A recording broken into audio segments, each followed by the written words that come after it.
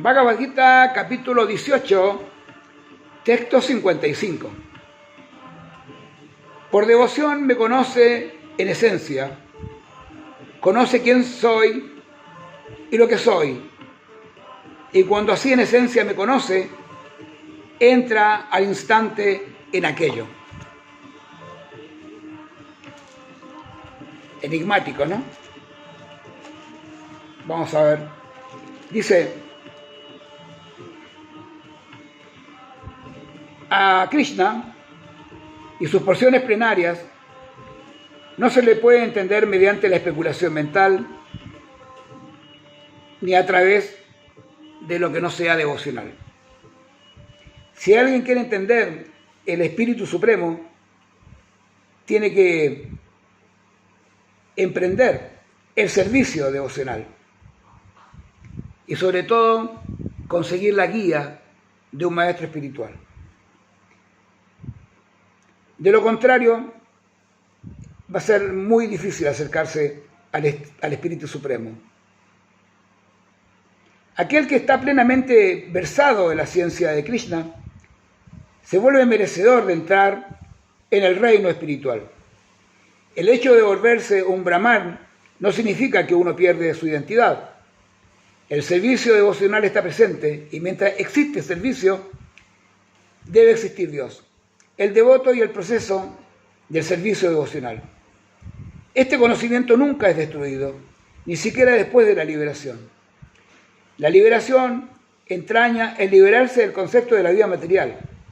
En la vida espiritual hay la misma distinción, la misma individualidad, pero en el estado puro de conciencia de Krishna. No cambia la persona, no es que una persona deja de existir o deja de ser una entidad individual. Solamente lo que cambia es la mentalidad, ¿no? El aceptar de que hay un Espíritu Supremo que es el que nos da satisfacción.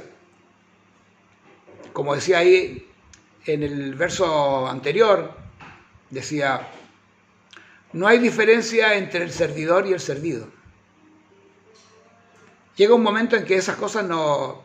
Cuando hay pureza, no hay tal cosa como servidor y servido. Una persona que, por ejemplo, invitas a comer a alguien, le sirves un plato de comida espiritual. En ese momento no hay diferencia entre que le sirvas y le ofrezcas el prashadam o esta comida espiritual o la persona que la comen, porque existe el nexo. Están las dos personas vinculadas en relación con el Espíritu Supremo a través de la comida. Lo mismo ocurre con los cristianos cuando están en la misa, ¿no?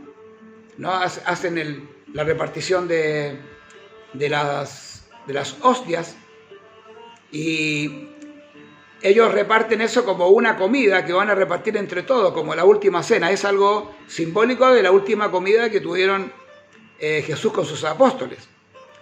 En el caso nuestro, nosotros siempre tenemos una relación de servicio con Krishna, sintiendo como que él estuviera aquí, la posibilidad de que estuviera en la tierra, o que estuviera o nosotros estuviéramos en el cielo, y pudiéramos tener la posibilidad, la oportunidad de servirlo a él.